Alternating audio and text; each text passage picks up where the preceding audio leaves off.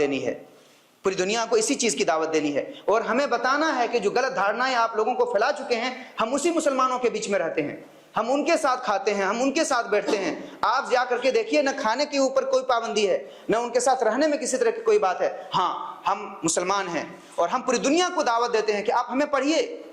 एक बार हमें नहीं पढ़िए, हम तो बहुत सारे गुनहगार हैं।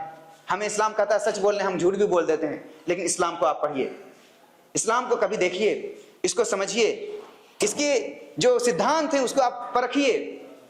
समझ रहे हैं? मोहम्मद साहब थे, उनके बारे में, उनकी जीवनी को जानने की कोशिश करिए। इस्लाम के अंदर जो खूबियां हैं, इनकी जो विशेषताएं हैं, उनको जानने की कोशिश करिए। एक मैं विशेषता बताता हूं आप लोगों को। दूसरे धर्मों में आप देखते हैं ईश्वर और गॉड की जो कल्पना है, उसमें क्या करते हैं आदमी?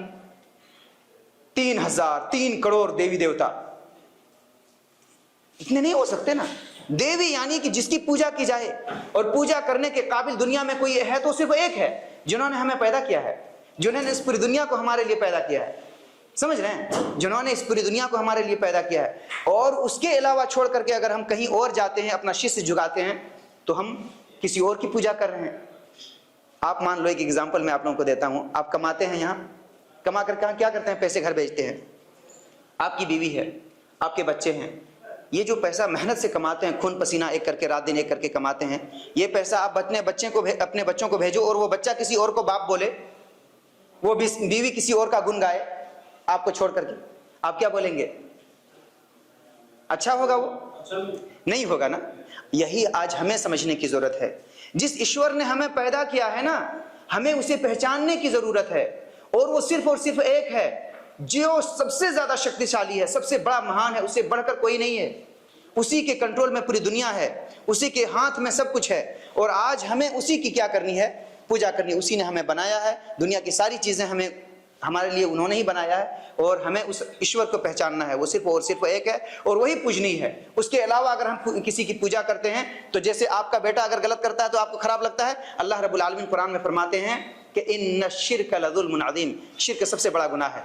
ईश्वर के अलावा किसी और को ईश्वर मानना, किसी और की पूजा करना, ये शिर्क है, और ये सबसे बड़ा गुनाह, ये सबसे बड़ा पाप है। इतना बड़ा पाप हम कर रहे हैं उसको छोड़ करके। अच्छा, बहुत सारे लोग चलो दूसरों की पूजा नहीं करते, किसी की नहीं करते, बस मगन रहते हैं खाने पीने में। फिर आपके जीवन का कोई मकसद है कि नहीं है? क्यों आप जी रहे हैं? कि जिन्होंने आपको बनाया, जिन्होंने आपके लिए ऑक्सीजन दिया, जिन्होंने आपके लिए हवा चलाया, जिन्होंने आपको खाना दिया, वो किस लिए दे रहा है आपको? खाली खेल कूद करने के लिए नहीं, वो दे रहा है कि आप जीवन गुजारिए, साथ साथ में आप मेरी प्रार्थना करिए, आप दिन में आप वक्त निकालिए, मेरी तरफ झुकिए, है कि नहीं? आज हमें वो चीज करनी है, और हमें उस ईश्वर को पहचानना है। आप जहां रहते हैं लोगों के बीच में, अल्लाह रब्बुल आलमीन कुरान में एक और जगह फरमाते हैं, कहते हैं वमन यब्तगी गैरल इस्लामी दीनन फलन युक़बल मिन्हु, जो इस्लाम के अलावा किसी और धर्म की तरफ जाता है। इस्लाम किसको कहते हैं? इस्लाम एक कानून है जो इंसान को उसके ईश्वर से जोड़ता है, उसके रब से जोड़ता है, जो इंसान को मानवता सिखाता है। ये नहीं है भाई कि किसी को बांट दो, इसको मुसलमान बोल दो, इसको हिंदू बोल दो। ये कुरान जिसको आप देखते हैं ना, कहते हैं कि मुसलमानों की किताब है, मुसलमानों की किताब नहीं है, ये पूरी इंसानों की किताब है। जो कुरान होता है ना, कुरान ग्रंथ जो है, ये मुसलमानों की किताब नहीं है। आप नहीं पढ़ते उसको, आप नहीं पढ़ते, क्यों बोलते हो कि ये मुसलमानों की किताब? मुसलमानों की किताब नहीं है, वो पूरे इंसानों का किताब है। वो पूरी दुनिया के इंसानों के लिए ईश्वर ने बनाया। दुनिया को किसने बनाया? ईश्वर ने बनाया। इंसानों को किसने बनाया? ईश्वर ने बनाया। और जिस ईश्वर ने हमें बनाया है ना, उस ईश्वर ने ही हम तमाम इंसानों के लिए वो बुक दिया है कि आप अगर इसको पढ़ोगे, समझोगे, और सही जीवन पे अगर आप डगर पे चलने की कोशिश करोगे, तो आपका जीवन सुखी जीवन होगा। आप सदा सुखी रहोगे, अच्छे से जीवन गुजारोगे। आज हमें उस बुक को पढ़ने की जरूरत है। मैं कुछ किताबें आप लोगों के पास लेकर के आया हूं, नेपाली जबान में, हिंदी में भी हमारे पास बुक्स हैं। आप उन किताबों को पढ़िए, एक बार देखिए। कोई जोर जबरदस्ती नहीं, किसी तरह का कोई दबाव नहीं। पढ़िए उसको, समझिए, आपको अच्छा लगता है, आप अपना रिश्ता अपने रब से जोड़ो। हमारा आना यहां जरूरी नहीं है। अपना रिश्ता अपने रब से जोड़ो, जिसने आपको पैदा किया, जो आपकी धड़कन को चला रहा है। हमारे और आपके बस की बात नहीं है। दुनिया में किसी की फिक्र ना करो। एक दिन आदमी आपके साथ चापलूसी करेगा, मुंह बना करके रखेगा। दूसरा दिन आप अगर भूखे हो ना, तो आपके दरवाजे पे जाकर के कोई नहीं देखेगा। दुनिया की फिक्र मत करो। आपको जीना है, और मरने के बाद आगे की जो जिंदगी है उसमें आपको जवाब देना है। अच्छे कर्म करोगे, स्वर्ग मिलेगा। बुरे कर्म करोगे नरक मिलेगा। इसलिए आपको फैसला करना है। आपकी मतलब गुनाहों की, पापों की गठरी ना हम अपने सर लेंगे, ना आपके बच्चे लेंगे, ना आपकी बीवी लेंगे, ना आपके माँ बाप लेंगे, ना उनके पापों की गठरी आप अपने सर पे रखेंगे। ये दुनिया है, यहाँ आप दूसरों का बोझ उठाते हैं, मरने के बाद कोई किसी का बोझ नहीं उठाएगा। इसलिए आपकी अंतिम सांस से पहले खुद को पहचानिए, जिन्होंने आपको पैदा किया उनको पहचानिए और उनके प्रति अपने आप को पक्का और सच्चा बनाइए।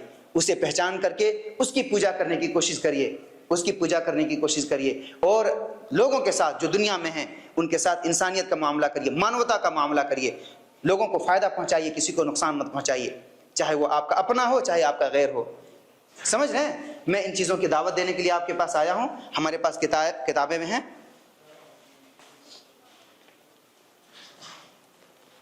नेपाल के यहाँ नेपाली पढ़ते? मैं नहीं पढ़ा। कोई बात नहीं है।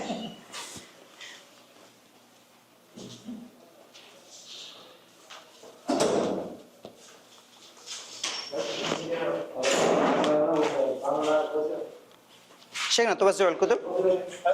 ايوه الدين الصحيح.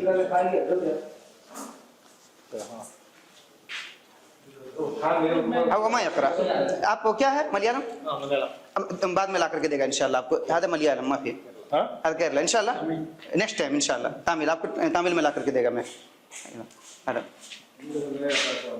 नहीं आता? नेपाली नहीं पढ़?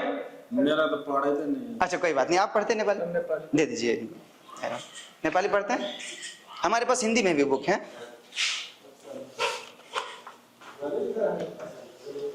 एक आप ये और रख लीजिए, पढ़िए। पढ़ने में से कुछ नहीं जाता है, समझ रहे हैं ना?